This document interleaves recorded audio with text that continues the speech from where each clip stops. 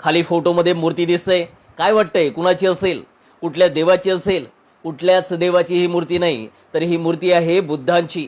आणि असं फक्त मी म्हणत नाही, तर तामिळनाडूच्या पुरातत्व विभागाने सुद्धा असाच अहवाल दिला आणि मद्रास उच्च न्यायालयाने सुद्धा हाच निर्णय दिला की ही मूर्ती तथागत बुद्धांची आहे. तामिळनाडूमधील सेलममध्ये थलाईवेट्टी मुनियप्पन नावाचं मंदिर आहे, त्यामधीलच ही मूर्ती आहे आणि ही हजारो वर्षापासून देव म्हणून पूजल्या जात होती. मात्र आता पुरातत्व विभागाच्या अहवालानुसार मद्रास उच्च न्यायालयाने निर्णय दिला की ही बुद्धांची मूर्ती आहे आणि हे मंदिर हिंदूंच्या ताब्यातून लवकरात लवकर काढून घेण्यात यावे. आणि ही फक्त एकच मूर्ती आहे. जर भारताच्या न्यायव्यवस्थेने, भारताच्या पुरातत्व विभागाने अशाच पद्धतीने लक्ष घातलं तर या भारतातील प्रत्येक मूर्ती ही बुद्धाचीच निघेल. बुद्धांच्या या सर्व मूर्त्या येथील बामन भटांनी, येथील धर्माच्या ठेकेदारांनी स्वतःचं पोट भरण्यासाठी, स्वतःचा स्वार्थ साधण्यासाठी, लोकांना मूर्खात काढण्यासाठी त्याला गुलाल सिंदूर लावून पूर्णपणे बदलल्या. मात्र शेवटी त्या सर्व मूर्त्या बुद्धांच्याच आहेत.